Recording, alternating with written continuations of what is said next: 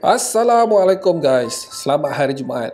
So disebabkan ramai yang request Abang Boy share pengalaman seram Abang Boy, so Abang Boy decide untuk buat satu segmen baru yang Abang Boy bagi nama Jangan Tutup Lampu.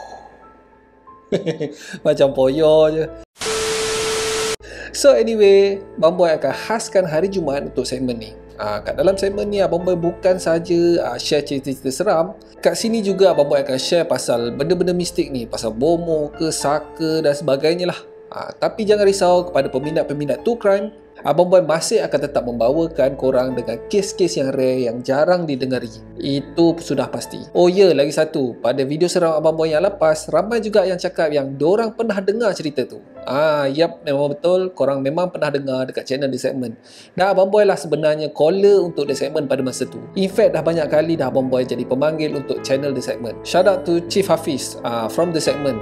Pada mereka yang belum subscribe, pergi subscribe sekarang. Dia adalah di antara YouTuber seram yang tengah hot sekarang ni. So, korang jangan cakap Abang Boy cedok cerita orang. Padahal Abang Boy lah yang caller tu. Abang Boy ceritakan balik untuk mereka yang belum dengar lagi. Okay, jelas So, kita tak payah buang masa kali ni nak intro panjang-panjang. Korang jangan lupa like, share dan subscribe, okay? Kita terus ke intro.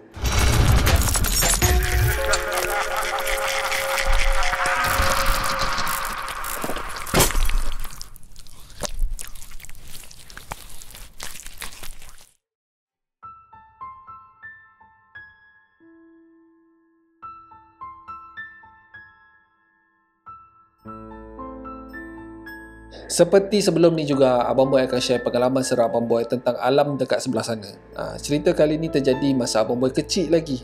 Time ni masa Abang Boy darjah 2, darjah 3 kot, macam tu lah lebih kurang. Macam Abang Boy cakap sebelum ni, Abang Boy ni berasal daripada Ipoh. Tapi kalau nak diikutkan, Abang Boy sebenarnya tak ada kampung.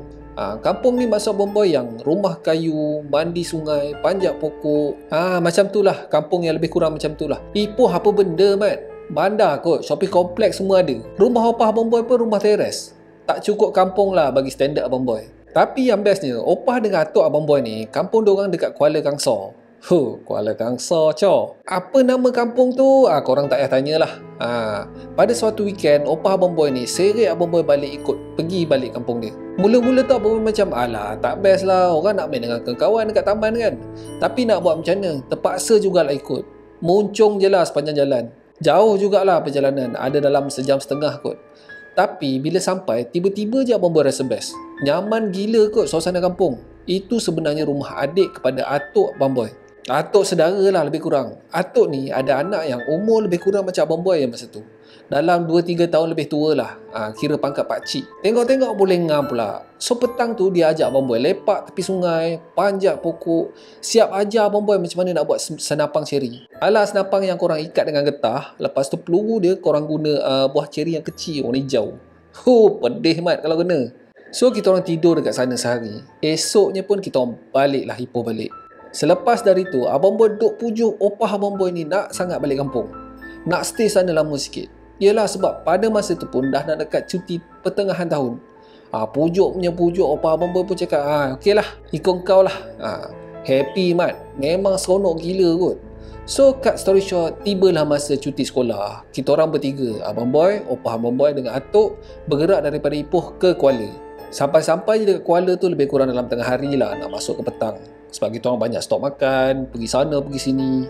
Sorry lah, benda dah lama. So ingat-ingat lupa. Tapi kan, bila Abang Boy sampai tu, satu benda yang Abang Boy perasan. Sebab masa mula-mula Abang Boy sampai dekat kampung tu, Abang Boy tak perasan tau. Kali kedua ni baru notice pasal benda ni. Abang Boy nak describe macam mana Okey, kedudukan rumah tu, dia macam, okey, ni rumah. Sebelah tu macam ada rumah kosong lah lebih kurang. Sebelah tu ada surau. Sebelah surau, belakang surau, sehingga ke belakang rumah atuk saudara Abang Boy ni sebenarnya kawasan perkuburan guys. Perkuburan Islam. Serius mat. Macam manalah Abang Boy tak perasan langsung masa first time Abang Boy lepak tu. Gila tu. Cerita dia, limit untuk memerut hanya pukul 7 je lah.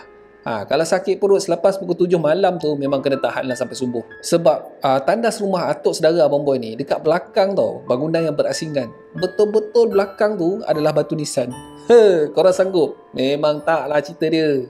Abang Boy sanggup lagi tahan. Okey, cerita seram dia bukan dekat sini tapi dekat tempat lain. So bila menjelang nak masuk waktu maghrib tu, Semualah atuk abang boy, atuk saudara, abang boy dengan pakcik tu, pakcik abang boy tu bersiap-siap lah untuk ke surau bersebelahan dekat rumah kita orang tu. Atuk saudara abang boy ni AJK surau pada masa tu. Dan pakcik abang boy ni ditugaskan untuk ketuk beduk. Kalau korang tak tahu beduk tu apa, dia macam batang kayu yang lopong loh kat dalam. Fungsi dia adalah untuk diketuk. Bila dia ketuk tu memang satu kampung dengar lah. Benda tu adalah untuk menandakan yang dah masuk waktu solat. So memang best gila lah. Memang first time abang boy experience benda-benda macam ni. Okey, pakcik abang boy ni, dia ada satu squad tau. Lebih kurang kawan-kawan rapat lah. Lebih kurang dalam 3 orang. Malam tu, diorang sebenarnya planning nak lepak dekat kedai kopi, dekat tepi simpang lah lepas solat isyak. Tetapi disebabkan abang boy ni ada sekali, diorang macam nak tunjuk lah aktiviti kampung yang best. Yelah budak bandar masuk kampung kan. Diorang nak tunjuk lah cara diorang have fun. Masalahnya yang diorang planning ni, diorang tak bagi tahu abang boy tau. Hampas betul. Kalau abang boy tahu apa yang diorang plan malam tu, memang tak join lah ceritanya. Okey, cerita dia macam ni. Lepas waktu solat isyak tu, pakcik abang boy ni minta kunci daripada ayah dia, atuk saudara abang boy lah. Alasan dia nak mengaji lah kononnya. Agak-agak nak menipu. So cut story short, dia dah dapat kunci. Selepas semua jemaah balik, pakcik abang boy ni masuk balik kat dalam surau dan ambil satu telekong putih daripada dalam. Sudah. Abang boy dah dapat teka dah apa benda yang diorang nak buat. Memandangkan di antara kita orang ni, abang boy yang paling kecil. So diorang duk usung lah abang boy ikut sekali. Menonong-nonong lah abang boy ikut diorang ni. So diorang bawa abang boy dekat satu simpang, dekat area kampung tu lah. Dekat simpang tu ada satu pondok telefon dekat tepi tu. Adalah satu lampu kuning dekat atas pondok tu. Belakang pondok tu pula ada lebih kurang macam 10 meter tu dah kawasan pokok-pokok semak-semak kawasan hutan lah kiranya. Seberang jalan pondok telefon tu adalah penduduk buat macam lebih kurang macam divider lah. Divider daripada pokok-pokok bunga. Pokok bunga kertas kalau tak salah. So dia macam bentuk L. So simpang tu simpang T, lebih kurang. Betul sini pondok telefon tu, seberang jalan dia ada semak tu, divider tu. Dekat belakang divider tu adalah longkang, dan belakang longkang tu memang semak-semak. Sebenarnya diorang ni semua plan nak takut ke orang yang datang bergayut dekat pondok telefon tu. Kepala otak dia lah. Dah lah abang boy ni allergic sikit dengan gula-gula hex ni. So diorang berempat pun lat talilat lah. Lat talilat lali tamplum. So siapa yang kalah kena pakai telekong tu dan duduk dekat belakang pondok telefon tu. Lah budak-budak ni. Biasalah zaman tak ada phone. Macam ni lah. Inilah aktiviti budak-budak yang terlebih minum Milo pada waktu tu. Okay, back to the story. So salah seorang daripada member kita orang ni, dia kalah lat talilat tu. So dialah yang kena pakai telekong tu. So bila dia dah pakai telekong tu, dia pun pergilah menyorok dekat belakang pondok telefon tu.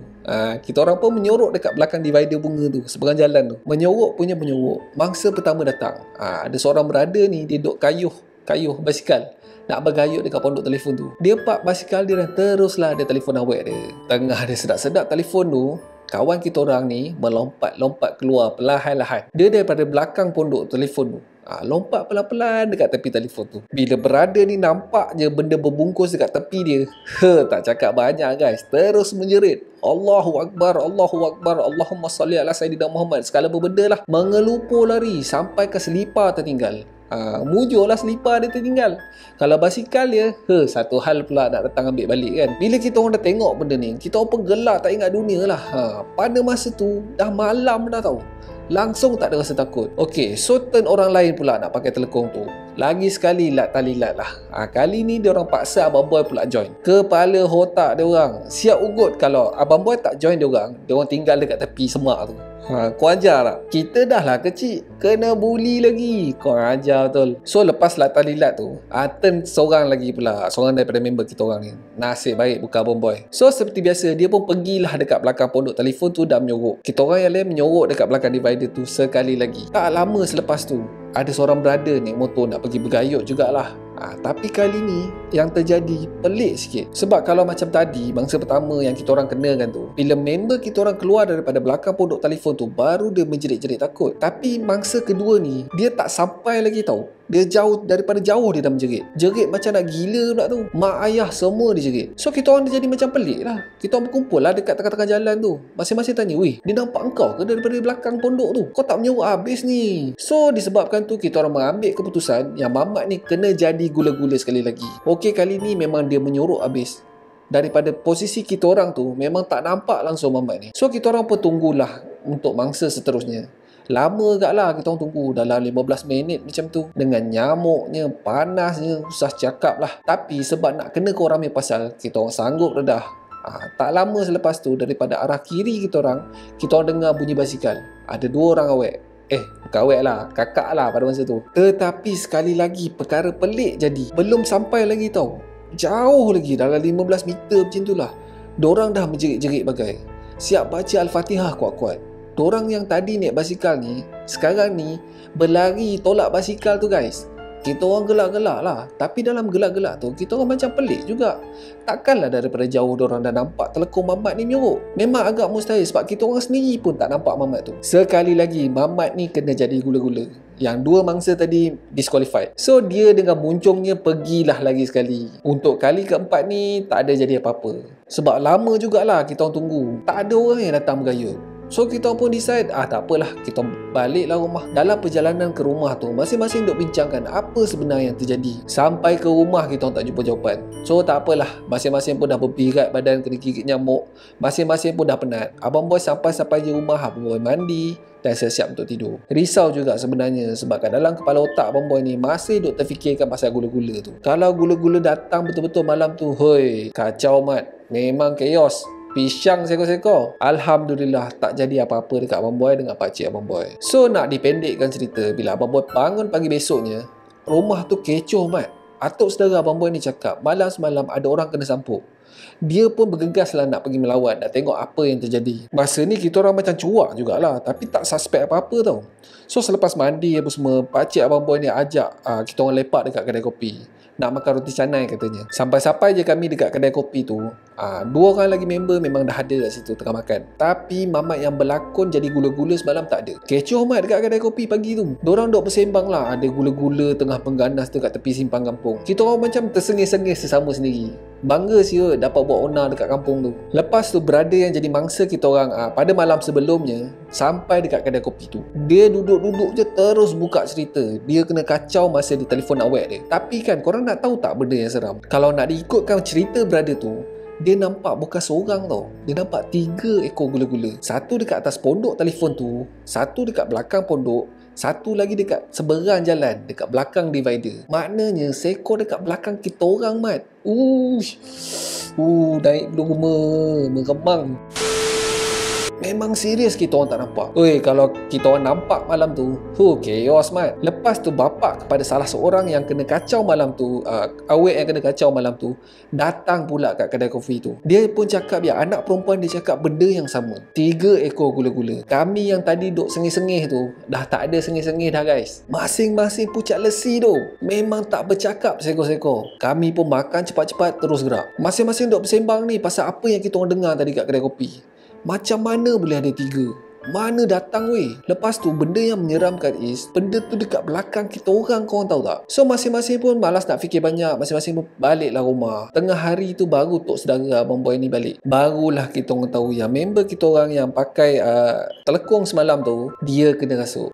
Gila mat. Dah lah dia yang berlakon jadi gula-gula, dia pula kena rasuk. Tapi biasalah kan, budak-budak tahu apa kan, tahu nak main je. Petang tu kita orang berkumpul lah and plan nak pergi melawat kawan kita orang yang sakit tu. Sampai-sampai dekat rumah dia, mak dia tak bagi kita orang jumpa dengan kawan kita orang tu. Katanya member kita orang tu demam panas. So kita pun macam okey lah, kita pun continue lah main. Abang boy dekat kampung lebih kurang dalam seminggu jugalah. Masa hari last tu, sebelum nak balik ke Ipoh, barulah kita orang dapat jumpa kawan kita orang yang sakit tu. So kita orang pun masuk lah, jumpa dia dekat dalam bilik. Dia baru je baik demam. Jumpa-jumpa je, kita orang terus tanya, apa cerita kau kena rasuk weh? So dia pun start lah cerita apa yang jadi dekat dia malam tu. Dia balik-balik je ke rumah, dia tak mandi, tak basuh muka, tak basuh kaki bagai tau. Dia terus masuk bilik, buka baju, nak tidur. Kalau korang biasalah pergi rumah kampung ni, selalunya dekat tengah-tengah tu ada macam tiang seri lah lebih kurang. So dekat tiang tu ada macam palang-palang lah, nak support bumbung tu. Salah satu daripada palang ni lalu dekat bilik member ni tau. In fact, dia punya katil betul-betul dekat bawah palang ni. So masa dia baru nak terlelap tu, tiba-tiba je dia ada dengar bunyi macam ada benda lalu dekat palang tu. Palang ni kat atas kepala dia ni, geduk-geduk lebih kurang lah. Dia pun buka mata, try lah nak tengok apa benda tu. Mula-mula dia ingatkan kucing, tapi yang peliknya dekat rumah dia mana ada bela kucing. Mamat ni ada asma sebenarnya. So dia pun try lah nak tidur balik. Dalam keadaan mamai nak tidur tak tidur tu, bunyi tu datang balik guys. Bunyi geduk. Macam benda tu berguling-guling tau. Dia cepat-cepat buka mata. Dia perasan ada benda hitam lalu dekat atas palang tu. Dalam gelap-gelap tu nampak macam benda tu berbulu guys. Dalam fikiran dia, sah kucing ni. So kali ketiga ni dia tak pejam mata guys. Dia usah je palang tu. Usah, benda tu datang balik guys. Pergerakan dia dekat atas palang tu bukan macam kucing jalan tau. Dia berguling-guling. Ya Allah, seramnya keduk cerita ni. So time ni, benda ni tengah berguling, tiba-tiba stop betul-betul dekat atas kepala dia. So dia tenung lah, try nak fokus dalam lampu sama-sama tu. Fokus, korang tahu tak benda tu benda apa? So dekat atas palang tu, palang tu lebih kurang macam ni lah kan? Benda tu bergolek dekat atas. Lepas tu benda tu pandang dia guys. Pandang macam mana tu? Macam ni. Dia kurang macam tu. Gila. Dia cakap kepala sahaja. Dan benda tu duduk senyum dekat dia dengan gigi berjeringai. Ya Allah. Lepas daripada tu dia memang dah tak ingat apa-apa dah. Sampai subuh baru dia sedar. Mak dia cakap dia mengacau-kacau. Benda tu cakap kenapa cabar dia. Dia tak pernah kacau orang. Tapi kenapa kita orang duk kacau dia? Masa tu memang meremang mat. Macam abang boy sekarang ni. Kita orang cerita pula apa yang kita orang dengar daripada mangsa-mangsa malam tu. Yang dorang cakap dorang tak jumpa satu, dorang jumpa 3 benda tu. Pada time ni lah mak kepada member tu dah tahu apa benda yang kita orang buat malam tu. Memang kena bebel lah cerita je. Tak cukup dengan tu balik dekat rumah masing-masing pula kena bebel lagi dengan orang tua masing-masing. Memang kecoh mat. Satu kampung kecoh. Semua orang dah tahu kita orang lah musibat yang kena ke orang pada malam tu. Memang kena ban masing-masing daripada keluar malam lah lepas tu cerita dia. Macam tu sekali dia kacau guys. Kita planning nak kacau orang. Lalas kita orang yang kena balik. Mujurlah member tu okey. Kalau benda tu duk tumpang sampai ke besar dah jadi satu hal pula. So pengejaran dia dekat sini adalah tak ada penyakit, jangan cari penyakit. So that's it for today guys. Terima kasih sebab tengok video Abang Boy sampai habis. Kalau korang suka dengan video kali ni, Abang Boy sangat-sangat appreciate kalau korang boleh belanja Abang Boy 1 like. Dan mungkin juga korang boleh consider untuk subscribe dan tekan bell icon tu supaya tak terlepas video Abang Boy yang akan datang. So akhir kata, be awesome, stay creepy. Assalamualaikum.